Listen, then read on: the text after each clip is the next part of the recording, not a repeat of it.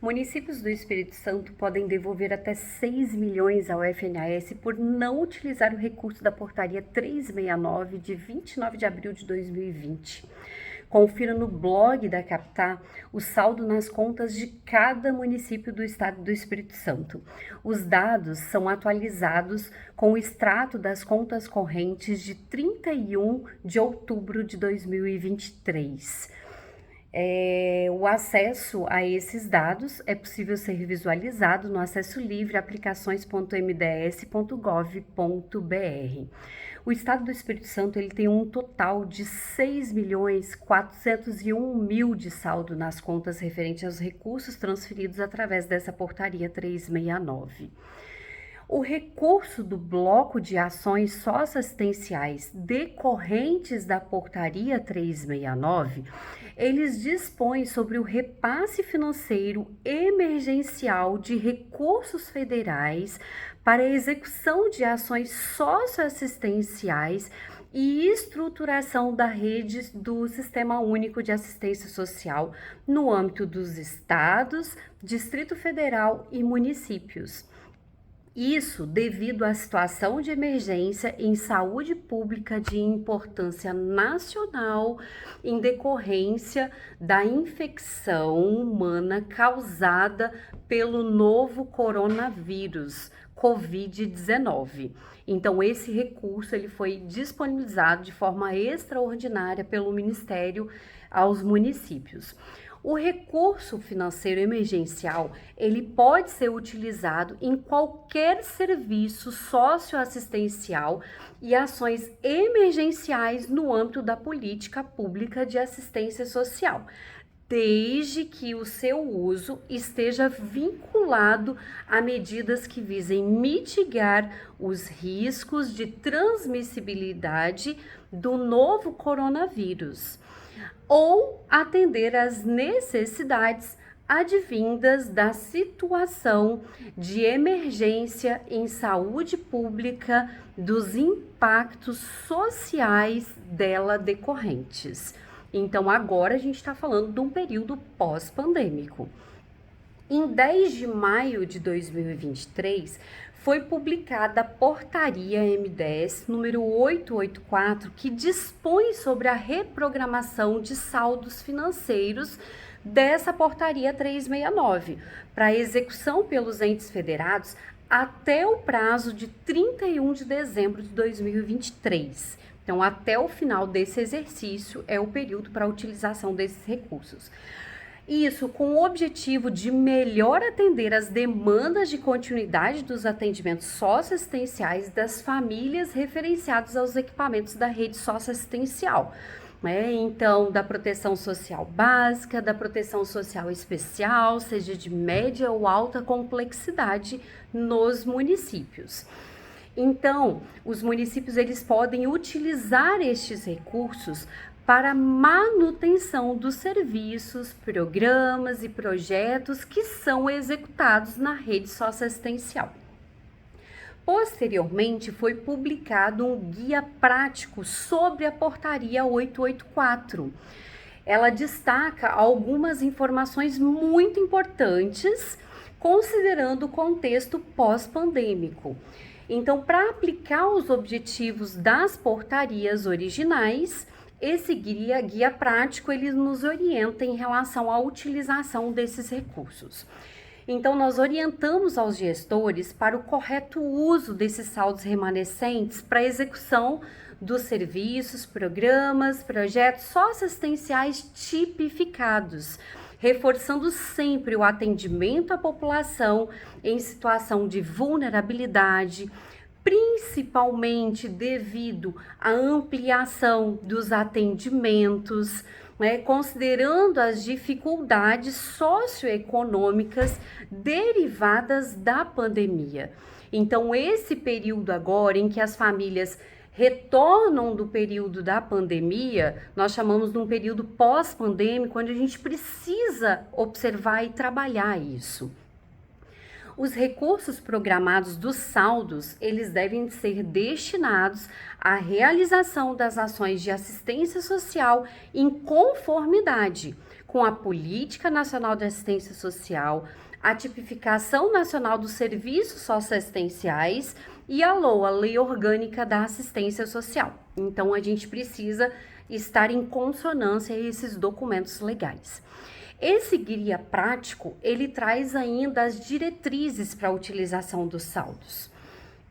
Então, uma das primeiras diretrizes é a continuidade dos atendimentos socioassistenciais e do trabalho social junto a famílias e indivíduos, até que elas tenham reorganizado seus projetos de vida ou superado as situações de vulnerabilidade e riscos causados pelo contexto de emergência local, conforme avaliação conjunta entre equipe técnica e família, território, com atenção principal às demandas específicas de públicos prioritários, como a população em situação de rua, população indígena, quilombolas, dentre outros. Então, é importante a gente verificar isso.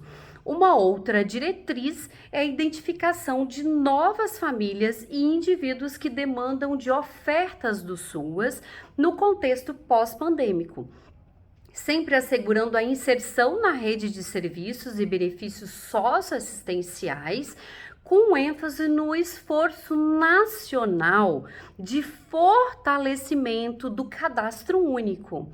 Então, é importante atentar para isso também.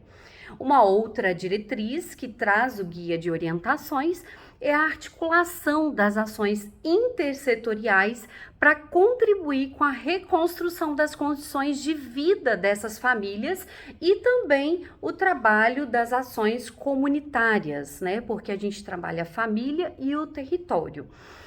Além disso, a elaboração de estudos e diagnósticos em conjunto com a coordenação e equipe das unidades socioassistenciais de referência, com o objetivo sempre de monitorar situações de vulnerabilidade e risco decorrentes da emergência, visando prevenir o agravamento dessas situações por meio das ofertas dos serviços, as ofertas socioassistenciais, serviços, programas e projetos, quando couber também da articulação intersetorial no território.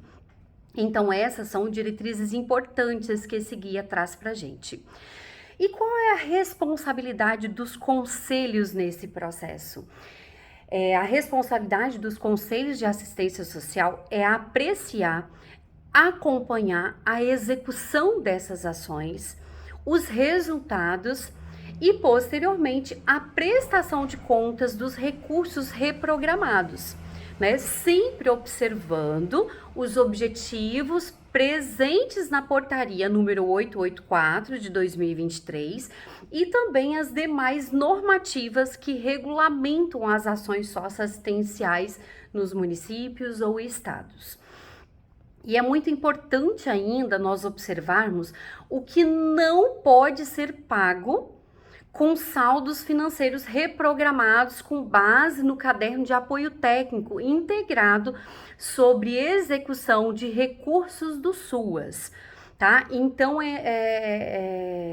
levando em conta essa situação, não são permitidos pagamentos de benefícios eventuais, aquisição e distribuição aos beneficiários de órteses, próteses, tais como aparelhos ortopédicos, dentaduras, dentre outros, cadeiras de roda, muletas, óculos e outros itens que sejam inerentes à área de saúde, além de medicamentos, pagamentos de exames médicos, apoio financeiro para tratamentos de saúde fora do município. Então, são ações que não são possíveis serem executadas com esse recurso. Além disso, transporte de doentes, leites, dietas de prescrição especial, fraldas descartáveis para pessoas que têm necessidade de uso. Então, tudo isso a gente não pode pagar com esse recurso reprogramado da portaria 369. Também não podemos utilizar esse recurso para construção ou ampliação de qualquer imóvel. Reformas também não são permitidas, reformas que modifiquem a estrutura da edificação de qualquer imóvel e obras públicas ou constituição de capital público e privado. Então, a gente precisa se atentar a isso e não utilizar esse recurso para essas ações as quais eu citei. E agora é importante, o que pode ser pago então com esses recursos, né, com os saldos financeiros reprogramados? Nós aconselhamos primeiramente avaliar as principais demandas que aumentaram, que surgiram nesse período pós-pandêmico, né? Então, o que eu tenho de diferente nesse período agora, em decorrência da situação de emergência de saúde pública instaurada? Então, eu preciso aumentar a capacidade de resposta do SUAS no atendimento às famílias e comunidade. E sugerimos avaliar os seguintes exemplos de gasto, levando em conta esse período pós-pandêmico. O pagamento de profissional, desde que sejam profissionais da equipe de referência que atuam nos equipamentos CRAS-CREAS, materiais de consumo, contratação de pessoa física e jurídica para reparos, consertos, revisões, pinturas, reformas e adaptações para acessibilidade de bens imóveis, sem que ocorra ampliação desse imóvel, tá? Além disso, a realização de capacitação e outras atividades relacionadas ao serviço, locação de materiais permanentes, desde que esses materiais a gente consiga comprovar a necessidade de utilização para a realização dos serviços, de acordo com a sua tipificação. Além disso, a gente pode utilizar esse recurso para pagamento de aluguel de espaço para funcionamento dos equipamentos públicos da rede socioassistencial dos estados, Distrito Federal e municípios. Sempre lembrar que é para oferta exclusiva dos serviços tipificados, sendo 100% vedado o compartilhamento com outras unidades. Isso não é possível. Além disso, a gente pode pensar em aluguel de espaço para eventos ou atividades pontuais, desde que essas atividades elas tenham pertinência com o serviço e por tempo determinado, levando também em conta a demanda de famílias no período pós-pandêmico agora. Podemos ainda pensar na alocação de veículo para a oferta dos serviços, a manutenção de espaços públicos destinados à execução dos serviços, programas, projetos, com a possibilidade de aquisição de material e também de pagamento do serviço. Tá? Uma outra situação que pode ser avaliada é a manutenção dos equipamentos, materiais permanentes e veículos que são utilizados na consecução da ação socioassistencial, tá? Então, essas são ações que são possíveis serem pagas com o recurso reprogramado da Portaria 369. A gente pode destacar ainda o deslocamento de usuários e de equipes técnicas, aquisição de equipamentos e materiais permanentes, restritos à listagem autorizada pela norma. Então, a gente precisa considerar aí 2 documentos super importantes. A Portaria MC 580 de 2020 e a Portaria SNS número 69 de 24 de junho de 2022, tá? E para aqueles municípios que não irão utilizar esse recurso no exercício de 2023 e permanecerem com esse saldo reprogramado em conta em 31 de dezembro de 2023, eles devem ser devolvidos ao FNAS por guia de recolhimento da União, a GRU.